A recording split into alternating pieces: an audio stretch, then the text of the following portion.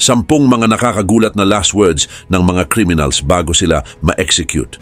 Welcome sa Arvin Polo TV. Ang paggawa ng kahit anumang krimen ay may kaakibat na kaparusahan. Ngunit kung sadyang mabigat ang iyong nagawang kasalanan, ay maaari kang mahatulan ng kamatayan lalo na kapag ikaw ay nasa ibang bansa. Pero ang ilan sa mga ito sa halip na magsisi ay nagpahayag pa ng pagbibiro at ito ay tumatak sa ating kasaysayan. Kung ikaw ang nasa sitwasyon nila, ano ang huli mong sasabihin bago ka mamatay? At sa video ngang ito ay kikilalanin natin ang 10 criminals at aalamin ang kanilang mga huling salita bago sila patayin. Kaya naman simulan na natin. Number 1, Thomas J. Grasso. Si Thomas J. Grasso ay isang kriminal na nahatulan ng kamatayan dahil sa pagpatay. Kilala siya dahil sa kanyang huling mga salita bago siya patayin noong March 20, 1995. Ang mga salitang ito ay naging tanyag dahil sa mga kakaibang nilalaman nito. Bago siya patayin gamit ang lethal injection ay sinabi ni Grasso, "I did not get my SpaghettiOs, I got spaghetti. I want the press to know this." Ipinakita niya ang kanyang pagkadismaya dahil hindi nasunod ang kanyang hiling na magkaroon ng SpaghettiOs. Sa halip ay spaghetti lamang ang ibinigay sa kanya na ikinagalit naman niya. Maraming tao ang nagulat at natawa sa kanyang sinabi. Ang iba ay nakita ito bilang paraan ni Grasso na ipakita ang kanyang pag-aalsa at tila walang pakialam sa kanyang kamatayan. Ngunit para naman sa iba, ito ay tanda ng kanyang galit at pagkadismaya sa sistema ng hustisya na hindi man lang nasunod ang kanyang huling hiling. Kaugnay din nito, si Grasso ay nahatulan ng 2 magkahiwalay na krimen. Noong 1990, ay pinatay niya si Hilda Johnson na isang 87 years old na babae sa kanyang tahanan sa Tulsa, Oklahoma. At noong 1991 naman ay pinatay niya si Leslie Holtz na isang 81 years old na lalaki sa New York. Dahil dito, siya ay nakulong sa iba't ibang estado, ngunit sa huli ay ipinadala sa Oklahoma para sa kanyang huling hatol. Ang kanyang huling mga salita ay nagbigay ng ibang pananaw sa kanyang pagkatao. Sa kabila ng pagiging isang marahas na kriminal, ay ipinakita ni Grasso na pinahahalagahan pa rin niya kahit ang mga maliliit na bagay tulad ng kanyang huling pagkain. Ang kanyang mga salita ay naging bahagi ng pop culture at patuloy na inuungkat kapag pinag-uusapan ang mga memorable last words ng mga taong nahatulan ng kamatayan. Gayun din, maraming tao ang nakapansin sa irony ng kanyang sinabi. Habang si Grasso ay nagrereklamo tungkol sa kanyang huling pagkain, ay hindi niya binanggit ang kanyang mga biktima o ang kanyang mga nagawang kasalanan. Ipinakita nito na hindi siya nagsisisi at hindi man lamang siya nakokonsensya sa kanyang mga nagawa. Number 2, James D. French. Si James D. French ay isang killer na ipinanganak noong 1936. Kilala siya hindi lamang dahil sa kanyang krimen, kundi pati na rin sa kanyang huling mga salita bago siya bitayin. Nahatulan siya ng kamatayan sa Oklahoma noong 1966 dahil sa pagpatay sa kanyang cellmate na si Eddie Lee Shelby. Ginawa niya ito upang makamit ang death penalty. Ngunit bago siya bitayin ay sinabi ni French ang mga salitang, "How's this for your headline, French fries?" Ang mga salitang ito ay mayroong dark humor at nagpapakita na wala siyang takot sa harap ng kamatayan. Ang French fries ay isang biro na konektado sa kanyang pangalan at sa paraan ng kanyang kamatayan sa electric chair. Bukod sa kanyang krimen at huling mga salita ay kilala rin si French dahil sa kanyang pagkakakulong. Bago siya napunta sa death row ay marami na siyang nagawang krimen tulad ng armed robbery. Maraming tao ang nagtaka kung bakit siya umabot sa puntong nais niyang mamatay. Ipinapakita nito ang malalim na problema sa sistema ng hustisya at sa kalagayan ng mga bilanggo. Samantala, ang kaso naman ni James French ay nagdala ng pansin sa issue ng death penalty at mga kondisyon ng mga bilanggo sa death row. Ang kanyang desisyon na pumatay upang makamit ang kamatayan ay nagpapakita ng desperasyon at kawalan ng pag-asa ng ilang bilanggo. Ang kanyang huling mga salita ay nagsilbing paalala ng kalupitan ng death penalty at ang kakayahan ng tao na maghanap ng humor kahit sa pinakaseryosong pagkakataon. Ang kwento ni James French ay isang halimbawa ng epekto ng krimen at parusa sa lipunan. Ang kanyang buhay at kamatayan ay naging sentro ng mga pagtatalo tungkol sa morality ng death penalty at mga kalagayan sa loob ng mga bilangguan. Number 3, George Appel. Si George Appel ay isang kriminal sa Amerika na nakilala dahil sa kanyang ginawang pagpatay. Hinatulan siya ng kamatayan at binitay noong 1928 sa New York. Ang kanyang kaso ay naging bantog hindi lamang dahil sa kanyang krimen, kundi dahil na rin sa kanyang last words bago siya mamatay na nagdulot ng pagpapatawa sa marami. Sa araw ng kanyang pagbitay ay maraming tao ang nagtipon-tipon sa bilangguan. Gusto nilang makita ang pagbitay at marinig ang huling salita ni George Appel. Habang nakatayo siya sa harap ng electric chair ay alam niyang malapit na ang kanyang oras. Tahimik ang lahat habang naghihintay sa kanyang sasabihin. Ngunit sa halip na magsalita ng mga salita ng pagsisisi o takot, si Appel ay nagbiro. Sinabi niya, "Well, gentlemen, you are about to see a baked Appel." Ang biro niyang ito ay nagdulot ng pagtawa sa mga naroroon. Ginamit niya ang kanyang pangalan sa isang piyun na tumutukoy sa proseso ng pagkuryente na kanyang haharapin. Ang mga huling salitang ito ni George Appel ay nagpakita ng tapang at pagiging mapagbiro kahit sa harap ng kamatayan. Sa halip na malungkot, ay nagawa niyang magbigay ng liwanag sa madilim na sandali ng kanyang buhay. Ang kanyang huling salita ay naging bahagi ng pop culture at madalas ding binabanggit sa mga debate tungkol sa mga hindi malilimutang last words ng mga nahatulan ng kamatayan. Ang kwento ni George Appel ay isang paalala na kahit sa huling oras, ang tao ay mayroon pa ring kakayahan na magpatawa at magbigay ng saya. Patuloy na pinag-aaralan at tinatalakay ang kanyang kaso sa iba't ibang konteksto, mula sa mga pag-aaral sa krimen hanggang sa mga talakayan tungkol sa pag-uugali bago mamatay ang isang tao. Number 4. Aileen Wuornos. Si Aileen Wuornos, na isang kilalang serial killer sa Amerika, ay nagbigay ng kanyang mga huling salita bago siya ma-execute noong October 9, 2002. Ang mga huling salitang ito ay nagpakita ng kanyang iniisip at nararamdaman bago siya namatay. Kilala si Wuornos dahil sa pagpatay ng 7 lalaki mula 1989 hanggang 1990. Siya ay nahatulan at binigyan ng parusang kamatayan sa pamamagitan ng lethal injection sa Florida State Prison. Sa araw ng kanyang pagbitay, si Wuornos ay binigyan ng pagkakataong magsalita sa harap ng mga tao doon, kasama na ang kanyang abogado, ilang media at mga kawani ng bilangguan. Ang kanyang mga huling salita ay, "I'd just like to say I'm sailing with the Rock, and I'll be back like Independence Day with Jesus, June 6th. Like the movie, Big Mothership and all, I'll be back." Ang mga salitang ito ay mayroong malalim na kahulugan na mahirap unawain dahil parang may halong paranoia, delusyon at pag-asa sa kaligtasan o pagbabalik. Ang maglalayag kasama ang bato ay maaring nangangahulugan na may kasama siyang matatag, na maaring si Hesukristo na tinatawag ding The Rock sa ilang Christianism context. Ang sinasabi niyang babalik siya na parang Independence Day kasama si Hesukristo sa June 6 ay nagdagdag ng kakaibang kahulugan tungkol sa pagbabalik. Ang pagbanggit niya sa pelikulang Independence Day na nagpapakita ng malaking spacecraft ay maaring nangangahulugan na gusto niyang makita ang sarili bilang bahagi ng mas malaking kwento na may kinalaman sa kaligtasan at pagbabalik.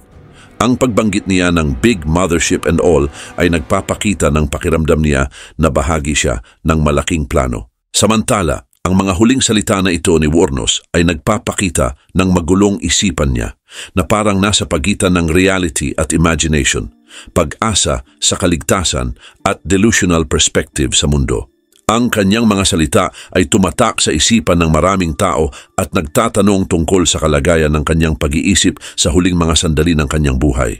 Karagdagan pa, ang buhay ni Aileen Wuornos at ang kanyang last words ay patuloy na pinag-aaralan at pinag-uusapan ng mga criminologists, psychologists at mga researchers. Ang kanyang kaso ay nagbibigay diin sa komplikadong relasyon ng trauma, sakit sa pag-iisip at karahasan. Number 5, Carl Panzram. Si Carl Panzram ay isang kilalang kriminal at serial killer noong unang bahagi ng 20th century. Kilala siya hindi lamang sa kanyang mga nagawang krimen, kundi pati na rin sa kanyang mga huling salita bago siya bitayin. Ipinanganak siya noong June 28, 1891 sa Minnesota, USA. Lumaki siya sa mahirap na pamilya at maagang nasangkot sa iba't ibang kasalanan. Dahil dito ay naging bahagi na ng kanyang buhay ang paggawa ng krimen tulad ng pagnanakaw at pagpatay. At noong September 5, 1930, ay nahatulan si Panzram ng kamatayan sa Leavenworth Federal Penitentiary sa Kansas. Sa kanyang huling sandali ay hindi siya nagpakita ng pagsisisi. Ang kanyang mga huling salita ay, "Hurry it up, you Hoosier bastard! I could kill a dozen men while you're screwing around. Ipinapakita nito ang kanyang matinding galit at kawalan ng pagsisisi. Para bang gusto pa niyang patunayan na kaya pa niyang pumatay ng marami pang tao kung mabibigyan siya ng pagkakataon. Gayun din, ang mga huling salita ni Panzram ay sumasalamin sa buong buhay niya na puno ng karahasan at galit. Ayon sa kanyang sariling kwento, siya ay nakagawa ng higit sa 20 na pagpatay at daan-daang panggagahasa sa iba't ibang lugar sa Amerika at sa ibang bansa. Habang nakakulong sa Leavenworth ay isinulat niya ang kanyang talambuhay na nagpapakita ng kanyang pananaw sa mundo at sa mga tao. Sa kanyang mga sulat ay malinaw na wala siyang pagpapahalaga sa buhay at wala rin siyang pagsisisi sa kanyang mga ginawang kasalanan. Ang kanyang mga sulat ay nagpapakita ng isang taong puno ng galit at pagkamuhi hindi lamang sa sarili kundi pati na rin sa buong lipunan. Bagamat siya ay pinarusahan ng kamatayan, ang kanyang mga nagawang krimen at mga huling salita ay nagtuturo sa atin ng napakahalagang aral tungkol sa mga epekto ng isang buhay na puno ng galit at karahasan. Ang kanyang kwento ay nagpapakita kung paano ang kawalan ng pagmamahal at pag-aalaga sa isang bata sa loob ng kanilang pamilya ay maaaring magdulot para maging masama ang bata. Number 6, George Engel. Si George Engel ay isa sa mga leader ng labor movement sa Chicago at nasangkot sa Haymarket Affair noong 1886. Isa siya sa mga nahatulan ng kamatayan dahil dito. Pero bago siya bitayin ay nag-iwan siya ng mga huling salita na naging mahalaga sa kasaysayan ng mga manggagawa. Si Engel ay galing sa Germany at dumating sa United States noong 1872. Sa Chicago ay naging aktibo siya sa mga organizations ng mga manggagawa at anarchists. Layunin niya na mapabuti ang kalagayan ng mga manggagawa, lalo na ang pagkakaroon ng 8 oras na pagtatrabaho. Subalit kahit maganda ang kanyang layunin, siya at ang kanyang mga kasama ay nasangkot sa marahas na pangyayari sa Haymarket Square, kung saan sumabog ang isang bomba na pumatay ng maraming pulis. At kahit walang malinaw na ebidensya na si Engel at ang iba pang suspect ang nagpasabog ng bomba, ay nahatulan pa rin sila ng kamatayan. Noong November 11, 1887, ang araw ng kanilang pagbitay, at nagbigay sila ng kanilang huling pahayag. Ang mga huling salita ni Engel ay nagpapakita ng kanyang matibay na paninindigan sa kanyang mga paniniwala. Sinabi ni Engel na wala siyang kasalanan sa krimen na iniuugnay sa kanya. Ayon sa kanya, siya ay hinatulan dahil sa kanyang mga paniniwala at mga activism. Ang kanyang huling sinabi ay, "Hooray for anarchy! This is the happiest moment of my life." Sa German, ito ay "Hoch die Anarchie! Dies ist der glücklichste Moment meines Lebens." Sa mga salitang ito ay ipinakita ni Engel ang kanyang dedikasyon sa anarchism at ang kanyang paniniwala na ang kanyang kamatayan ay magbibigay ng inspirasyon sa ibang mga manggagawa na ipagpatuloy ang kanilang laban. Ang huling mga salita ni George Engel ay naging simbolo ng paglaban sa pang-aapi at kawalan ng katarungan. Ang kanyang kamatayan ay hindi lamang isang pagbitay, kundi isang pangyayari na nagpalakas sa organization ng mga manggagawa sa buong mundo. Ang kanyang sakripisyo ay patuloy na naalala at pinahahalagahan ng mga sumusuporta sa karapatan ng mga manggagawa at sa layunin ng katarungan at pantay na karapatan para sa lahat. Karagdagan pa, ang Haymarket Affair ay itinuturing na isang mahalagang bahagi ng kasaysayan ng labor movement. Ang mga huling salita ni Engel ay patuloy na binabanggit bilang paalala ng matapang na pakikibaka para sa karapatan at kalayaan. Ang kanyang tapang at dedikasyon ay nagsilbing inspirasyon sa marami at patuloy na magiging bahagi ng alaala ng labor movement. Number 7, Peter Kürten. Si Peter Kürten, na tinatawag na vampire ng Dusseldorf, ay isang kilalang killer sa Germany noong 1920s. Bago siya ma-execute sa pamamagitan ng guillotine noong July 2, 1931, ay nag-iwan siya ng mga huling salita na nagdulot ng takot at pagkabighani sa marami. Ang kanyang mga huling salita ay nagpakita ng kanyang kalupitan at kawalan ng pagsisisi. Sa araw ng kanyang pagbitay, si Kürten ay tila walang takot sa kamatayan. Ang kanyang mga huling salita ay, "Tell me, after my head has been chopped off, will I still be able to hear, at least for a moment, the sound of my own blood gushing from the stump of my neck? That would be a pleasure to end all pleasures." Ang tanong na ito ay nagpapakita ng kanyang patuloy na kagustuhan sa paggawa ng karahasan at kakaibang pananaw tungkol sa kamatayan. Hindi siya humingi ng tawad o nagpakita ng kahit anumang pagsisisi. Sa halip ay interesado siya sa tunog ng kanyang sariling kamatayan na parang ito ay isang bagay na gusto niyang maranasan. Maliban dito, ang mga salita ni Curtin ay nagpapakita ng kanyang pagkatao bilang isang sadist at isang tao na walang malasakit sa buhay ng iba. Ang kanyang kawalan ng pagsisisi at pagnanais na marinig ang tunog ng kanyang pagbitay ay nagbigay ng takot at pagkabighani sa mga tao. Ang kanyang pahayag ay isa ring malinaw na halimbawa ng kanyang masamang pag-iisip. Bukod sa kanyang mga huling salita, ang pag-uugali ni Curtin sa mga oras bago ang kanyang kamatayan ay naglalarawan rin tungkol sa kanyang pagkatao. Siya ay kalmado at tila hindi natatakot, na parang tanggap niya ang kanyang kapalaran. Ang kanyang pagiging kalmado sa harap ng kamatayan ay isang patunay ng kawalan niya ng normal emotion at empathy. Ito ay isang katangian na madalas makita sa mga mamamatay tao, kung saan ang kanilang pananaw tungkol sa kamatayan ay naiiba sa karaniwang tao.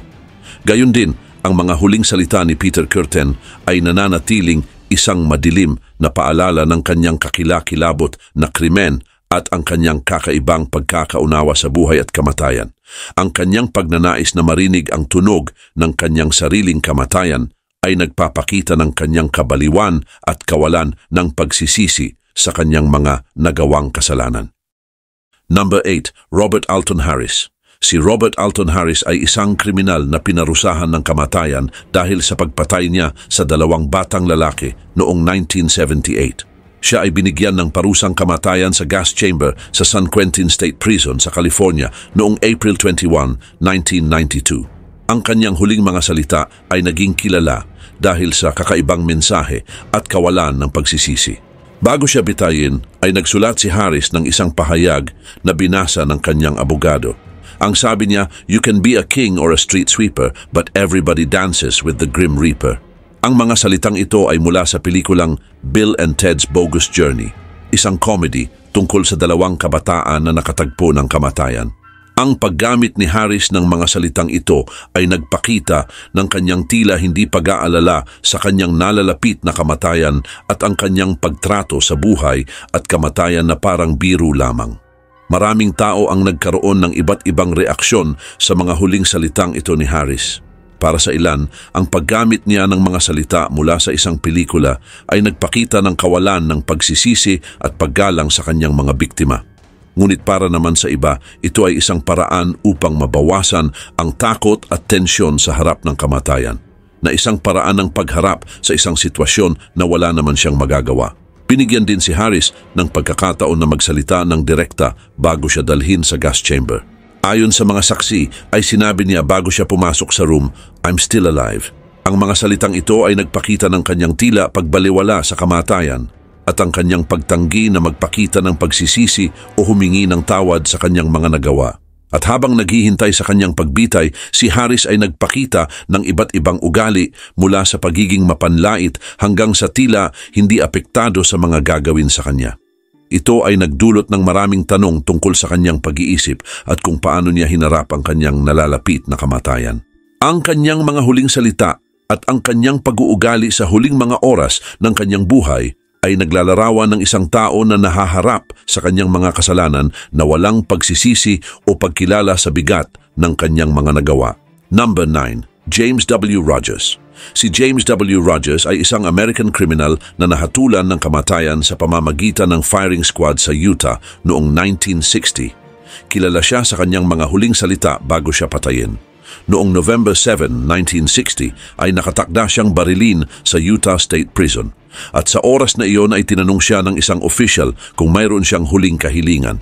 At ang kanyang sagot ay naging kilala dahil sa kanyang kakaibang paraan ng pagbibiro. Nang tinanong siya ng mga officials kung mayroon siyang huling kahilingan, ay sumagot siya ng, "Bigyan niyo ako ng bulletproof vest." At kahit seryoso ang sitwasyon, ang kanyang sagot ay nagdala ng kakaibang humor. Ito ay naging isa sa mga pinakakilalang last words sa kasaysayan ng mga kriminal bago sila ma-execute. Ang sagot ni Rogers ay nagpapakita ng kanyang pagiging palabiro at pagtanggap sa kanyang kapalaran. At kahit sa harap ng kamatayan ay pinili niyang manatiling kalmado at mayroong sense of humor. Ipinapakita nito na kahit sa huling sandali ng kanyang buhay ay nanatili siyang positibo. Samantala, Si Rogers ay nahatulan ng kamatayan dahil sa pagpatay kay J.R. Hickman noong 1957. Ang kaso ay naging kontrobersyal dahil sa mga accusations ng hindi patas na paglilitis at kakulangan ng sapat na ebidensya. Pero sa kabila ng mga kontrobersyang ito, ang pagpapatupad ng kanyang parusa ay nagpatuloy pa rin. Ang kanyang mga huling salita ay nagbigay ng kakaibang kulay sa kanyang kaso at ito ay naging bahagi ng kanyang alaala sa kasaysayan. At sa huli, ang huling salita ni James W. Rogers ay naging bahagi ng kwento ng mga criminals bago sila ma-execute. Ipinakita nito na kahit sa harap ng kamatayan, ang tao ay maaaring manatiling positibo at maging kalmado. Ang paghiling niya ng bulletproof vest ay naging simbolo ng kanyang tapang at pagiging humorist. At ito ay mananatili sa kasaysayan bilang isang kakaibang halimbawa ng last words ng isang tao na nahaharap sa kamatayan. Number 10. John Arthur Spenkelink.